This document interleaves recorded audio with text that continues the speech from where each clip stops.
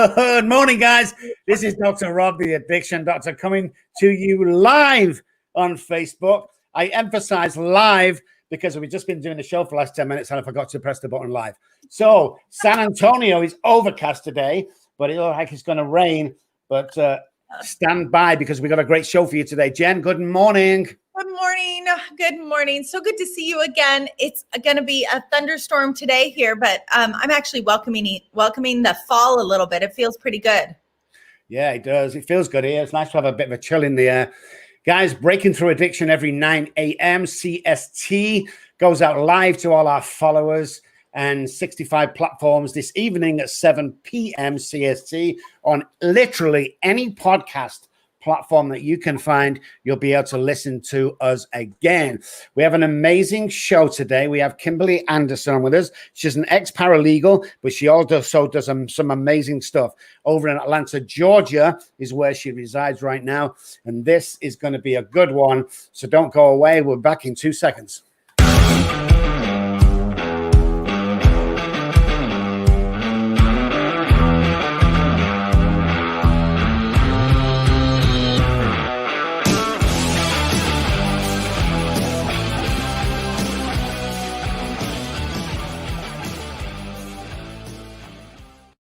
Good morning, guys. If you just joined us, this is Dr. Rob, the Addiction Doctor, with Jennifer Lovely. We're coming to you live from different places all over the world. It's going to be a great show today. We have Kimberly Anderson in the house. Good morning, Kimberly. Good morning. How are you? Doing good today. Doing good. Good morning. So good to see you again. I'm glad we got to practice and that felt kind of fun, right? Like it's nice to practice. So tell us a little bit about your story. You are in recovery. You just celebrated 5 years of recovery.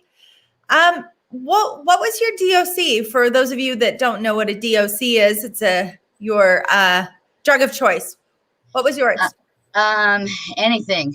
I didn't drink. My mom was a binging alcoholic growing up, so I did anything other than that. But opiates, benzodiazepines, and eventually graduated, unfortunately, to methamphetamines. And that ultimately is what led me to where I am now. I lost my kids in 2015. It was September 21st, 2015. I will never forget that day. And they were in foster care for 15 months. And where they were. Could only see them twice a month for, an hour, maybe 2 hours supervised. So then it's like, okay, now it's like, not only have I lost my kids, now I have to have somebody watch over me with a pen and pad, taking notes and whatnot. And yeah, it was challenging. It was challenging. But at the end of the day, I say now that was the best, worst day of my life. Well, yeah. I know that when they took the kids off me, they were ages 1 and 3.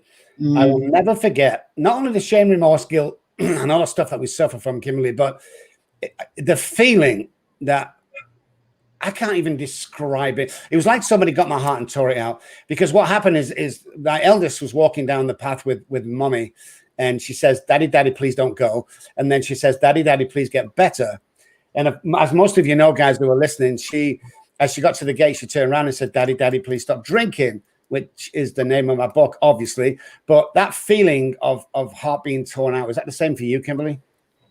It's indescribable. I think that is probably still an understatement. And having your heart torn out, stomped on, torn out again, just repeatedly over and over and over.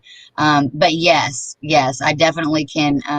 I know exactly what you're talking about. I put it up there with next to somebody, your sibling dying, which I also had happen.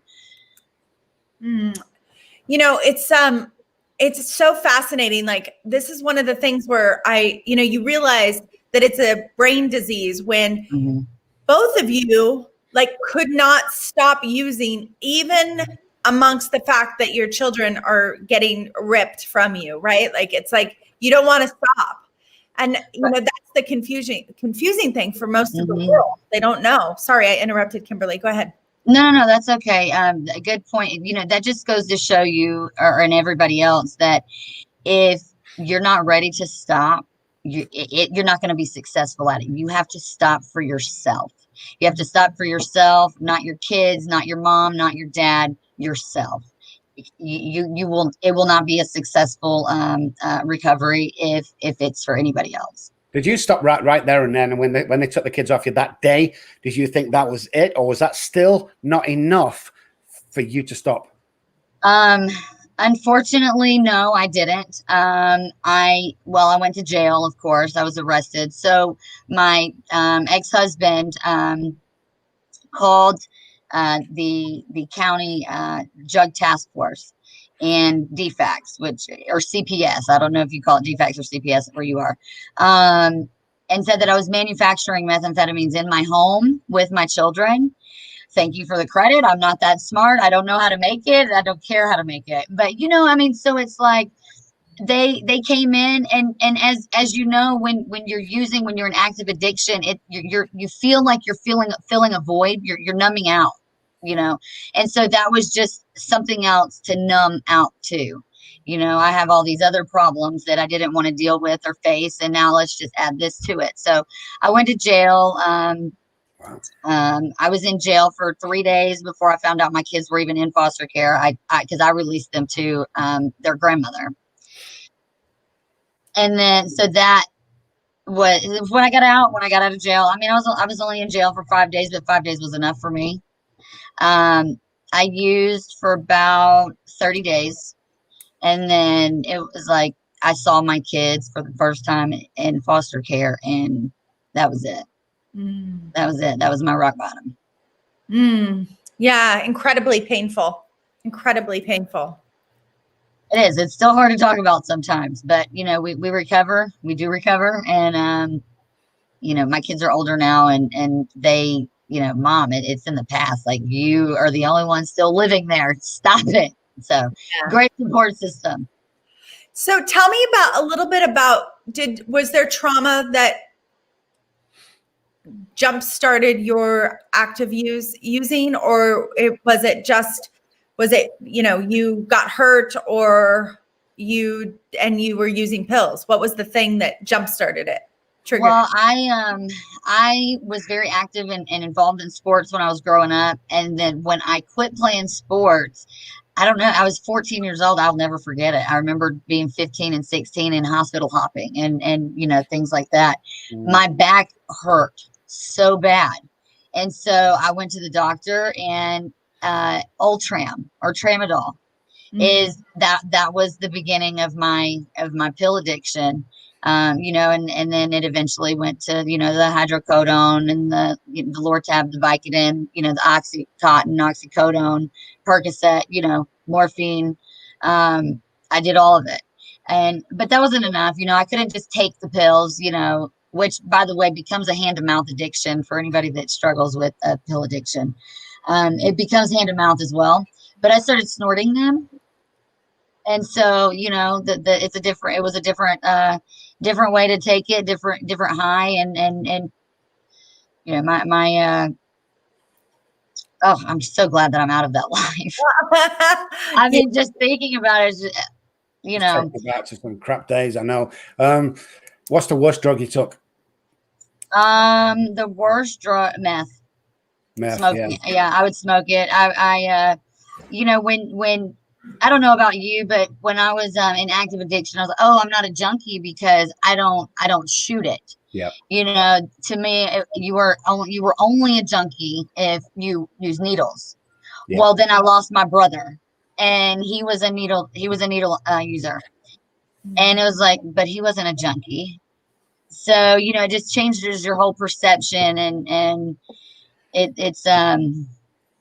it's crazy how as you get sober, how you grow and develop, and you come to realize that, they're just people like you and I are. They struggle with whatever it is they're struggling with, but addicted to the lifestyle as well as the substance, all the time. Yeah, definitely. Guys, we'll be right back in 2 seconds. Just a word from our sponsor.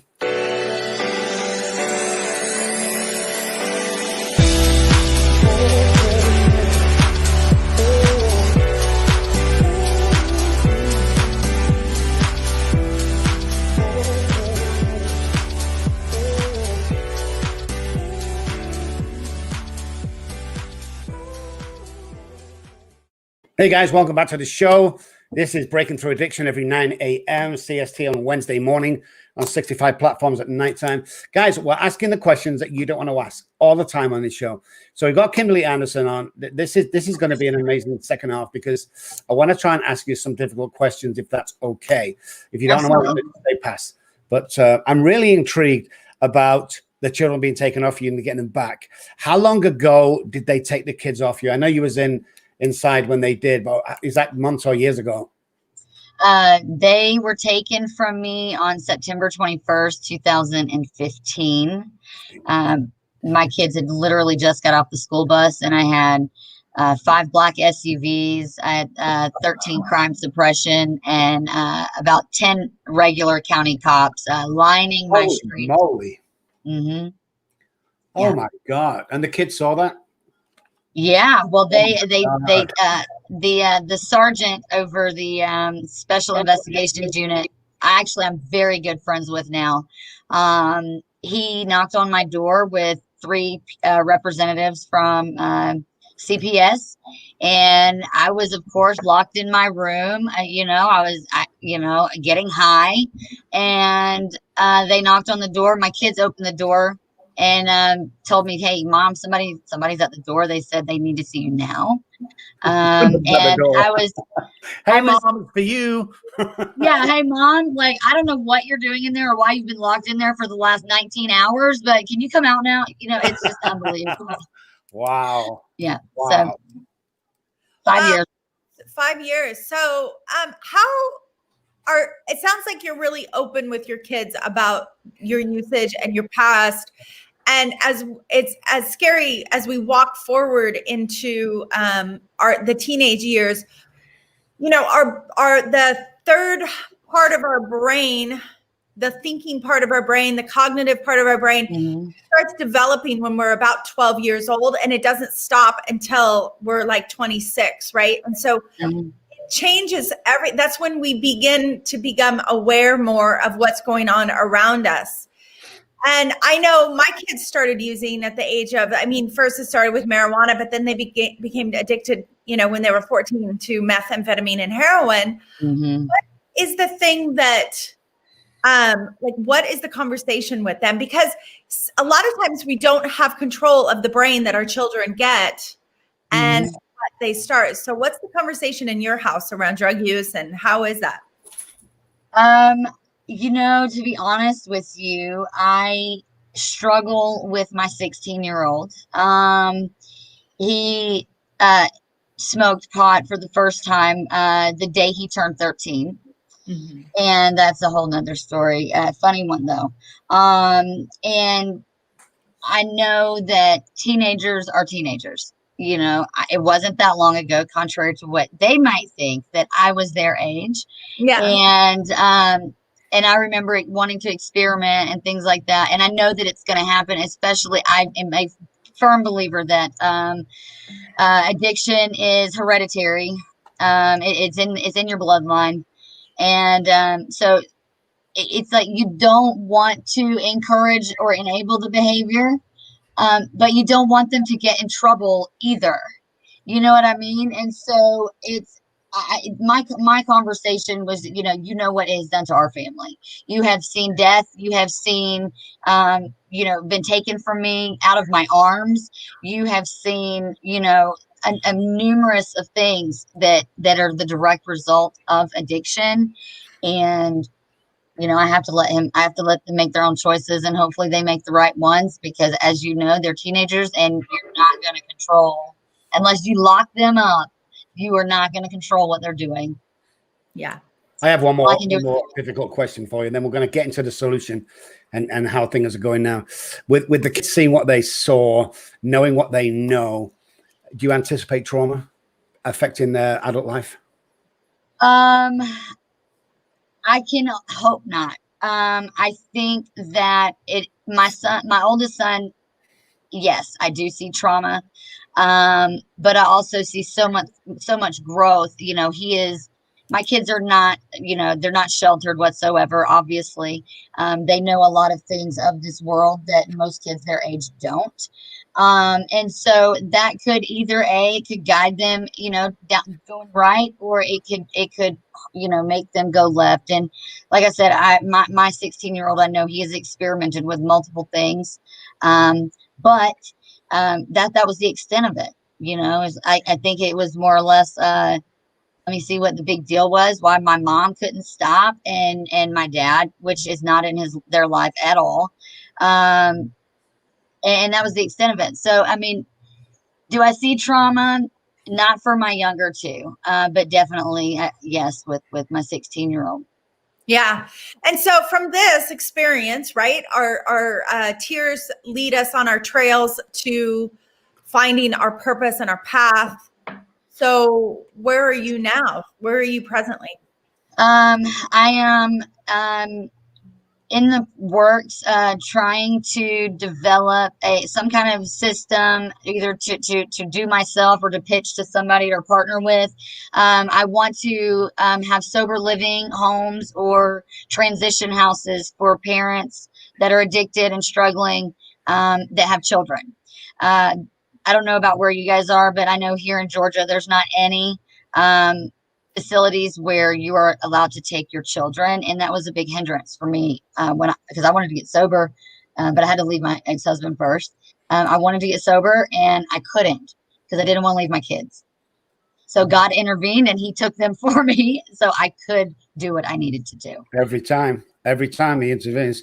So I know you've got a great website right now, and you sell some amazing stuff. I just looked at it, and guys, listen, soberroots.com. You've heard the story. Kimberly Anderson is absolutely amazing. I'm going to jump on here and order some stuff myself. So this is a new venture. Tell us something about it, Kimberly.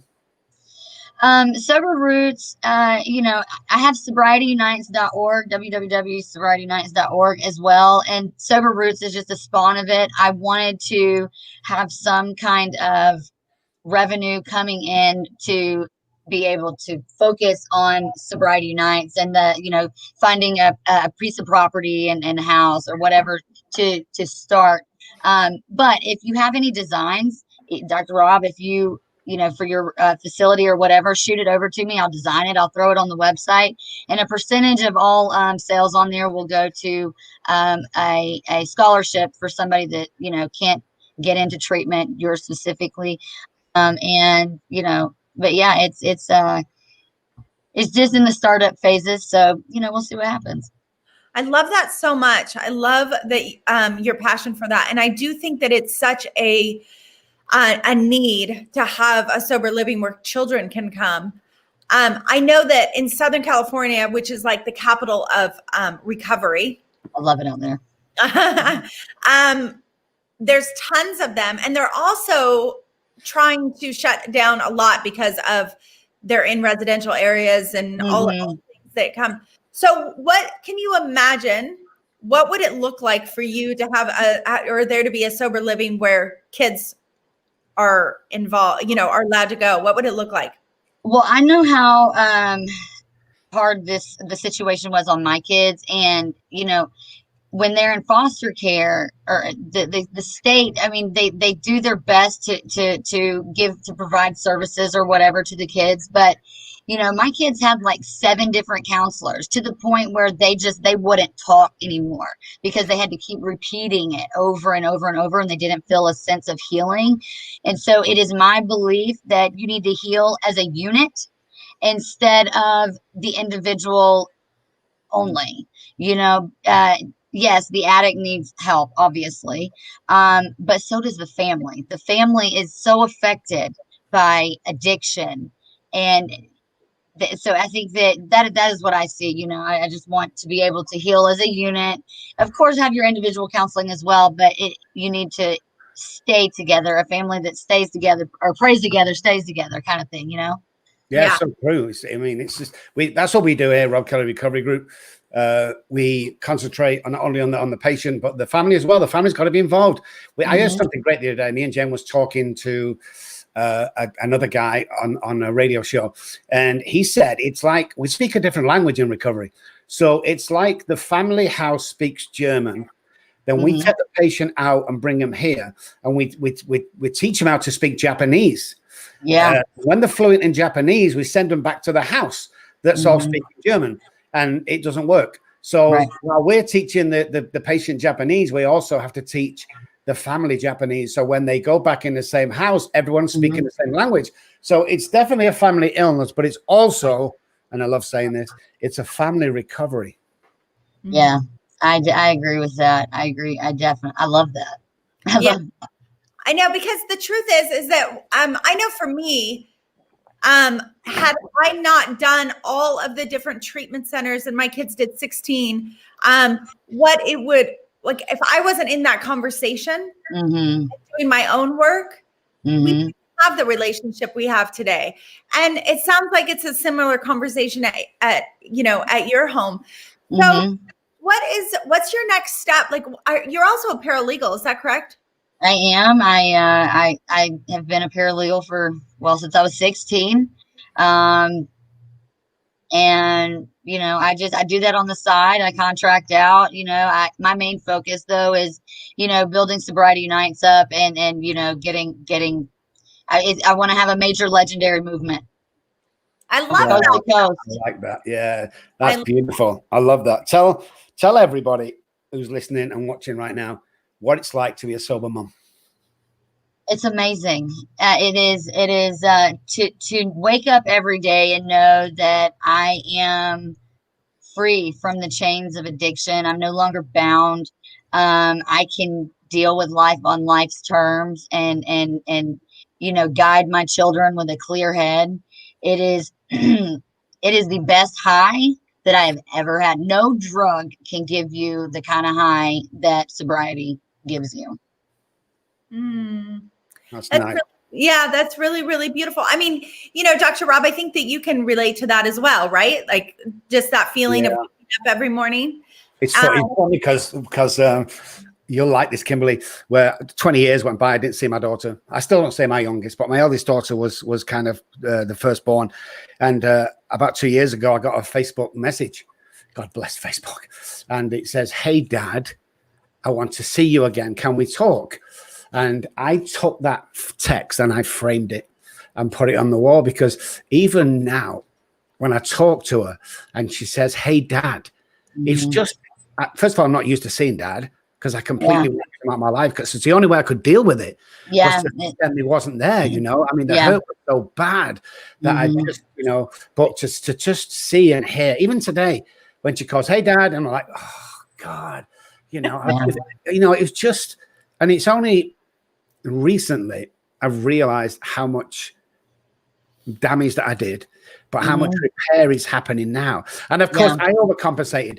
When I wanted to buy a house, I wanted to buy a car, I wanted to buy everything you want. You want to go to Louis Vuitton, but spend here's 10 grand, and it's like, my wife says, you can't do that. And my sister's like, you can't do that, So I give her an allowance now, and it's a normal allowance. Every kid, she's 27. I give her like $500 a month, which I think is average. And we have a great relationship. That's awesome. You can't do that though. A friend of mine, my best friend, she's still struggling. She just got out of prison 3 months ago, and she hit the ground running, I think 72 hours after she got out. But she's getting a $4 million settlement. And I'm so scared for her. So scared for her. She wants to, I'm going to buy my son, a brand new vehicle and a this and a that. And it's like, you're never going to make up for what is in the past. And it took me a very, very long time to grasp that. You want to say yes to everything. You don't want to tell them no when you've hurt them. And but it is that is probably one of the biggest mistakes that I did make. I was to hold on to the guilt, because now they have entitlement issues, and so now we work through that. Yeah, I mean, that is a really big conversation, because in that piece is also the piece of recovery, right? It's the shame and the guilt, and one of the things that I love, it's like my favorite thing in the world to do, is to heal that part of ourselves, that little part of ourselves that needs that healing, so that we're not walking around with that shame and that guilt. Yeah. Yeah, You know? and it's hard because it circles back. You think you're over it, and then one day you wake up and it's like, oh man, did I really why do I feel like this again? So it's just learning how to really deal with life on life's terms. We go through what we go through, good, bad, or indifferent, for a higher purpose. Yeah, I know. definitely. I mean, and that's like the coolest thing is that I was just talking about this last night. We have to, part of life is suffering.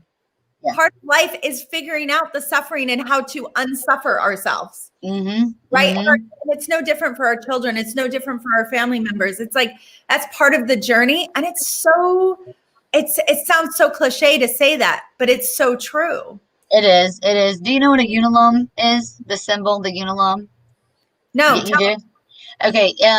So yeah, it's like, I don't have a picture of it, but it's like a lotus flower or something is on the top, and then it's got the winding or whatever. To me, that is the symbol. That is, for at least for sobriety nights and sober roots, that is the symbol, because that meaning is, it's the twists and turns on your journey to enlightenment. And so that is recovery to me. I mean, there's so much that I still need to learn, about myself, about my children, just in life in general. And so that's the symbol in my head for recovery is, the unilome. I came up with a saying a few years ago, and it was, the road to recovery is always under construction. We're never going to get there. We're always going to be moving forward. Amazing. Kimberly, I want to thank you so much for joining us this morning. It's been absolutely amazing. Guys, soberroots.com. Let's get on there and start ordering stuff, because this is a lady here who's trying to rebuild her life. She has an amazing dream. She wants to get a family house together, which is such an amazing thing. But for now, thank you so much, Kimberly, for coming on. Thank you. It's been amazing. Thank you. Have a good day. Thank you so much, Kimberly. I guess I just really want to say that I love that in the midst of a pandemic, that you're not giving up on the pandemic, that we are all fighting, right? It's not an opioid, just an opioid pandemic. It's an addiction pandemic. Mm-hmm. And thanks for doing your part, and thanks for recovering. Thank you. Y'all have a good day. You too. And just to make it even sexier, guys, that you want to win a free book or a free t-shirt or a free mask, the question is this week is, what is Kimberly's website that you can go to? What's the website called? If you get that and you message me or Jennifer on Facebook, we will give you a free gift in USA only, guys. But for now, Kimberly's been awesome. We'll see you again. We'll be back in 2 minutes, guys. Bear with us.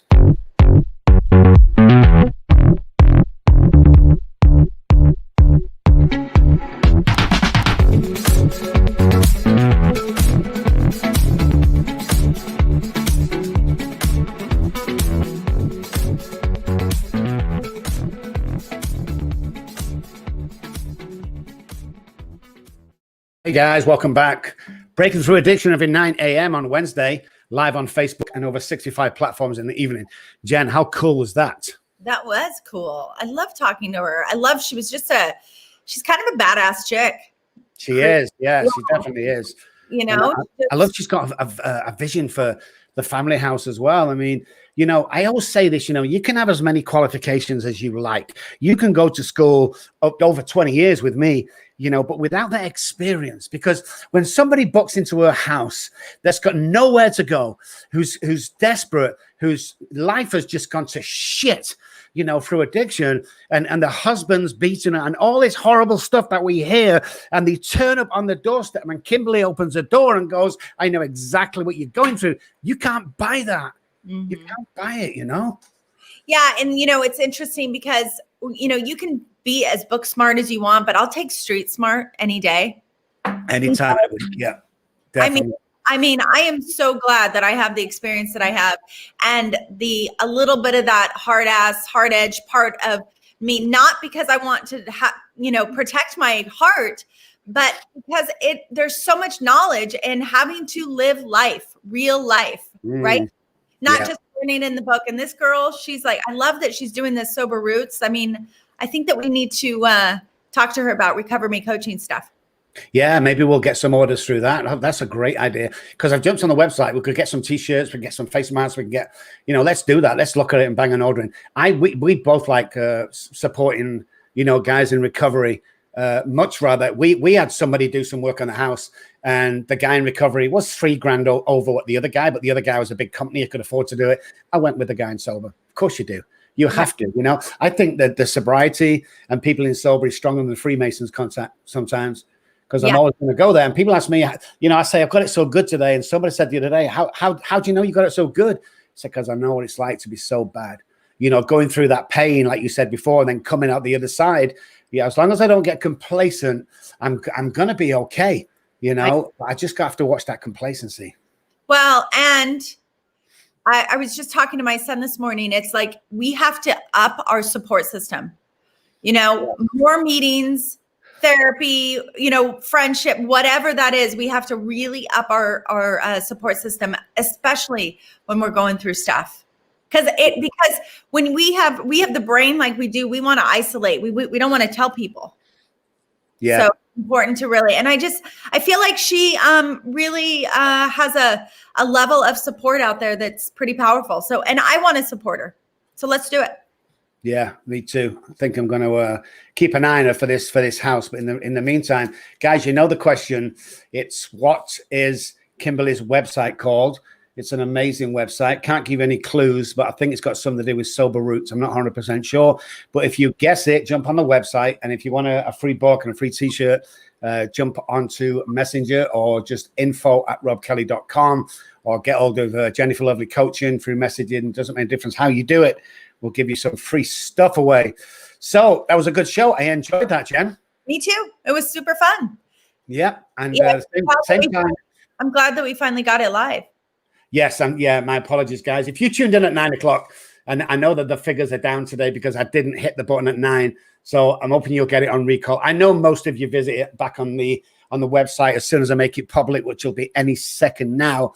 But for now, an amazing show. We got the same next week. Tell your friends. It's Breaking Through Addiction at 9 a.m.